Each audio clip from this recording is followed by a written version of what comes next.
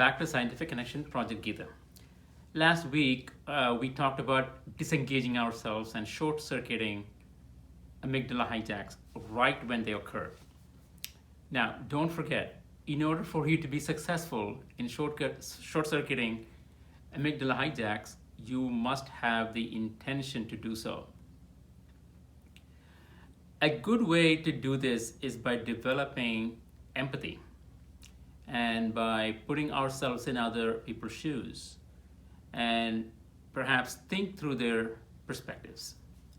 For instance, you can think to yourself that a certain person treated you in a bad way because he or she had a bad day or is going through personal issues or something like that. You can also use biological methods, and we discussed this at length. You can meditate or use other types of relaxation techniques. Now, here's a caveat. If you do not practice meditation daily or regularly, it would be extremely difficult, if not impossible, for you to meditate and relax at the time of an amygdala hijack. You must get into the mental habit of meditating so you're ready when a situation requires you to be in control of your emotions. That's key.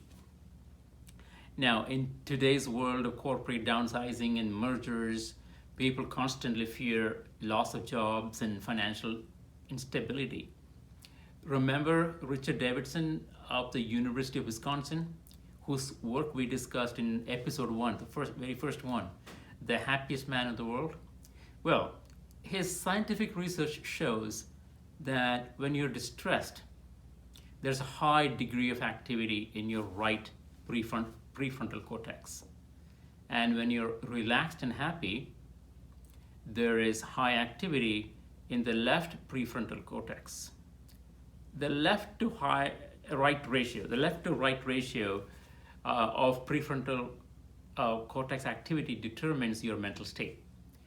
A high ratio usually indicates two things. One, how difficult it is for someone to be upset and go through an amygdala hijack.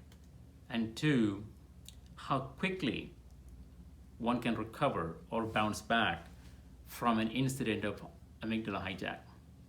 So, how do you permanently increase activity in the left prefrontal cortex?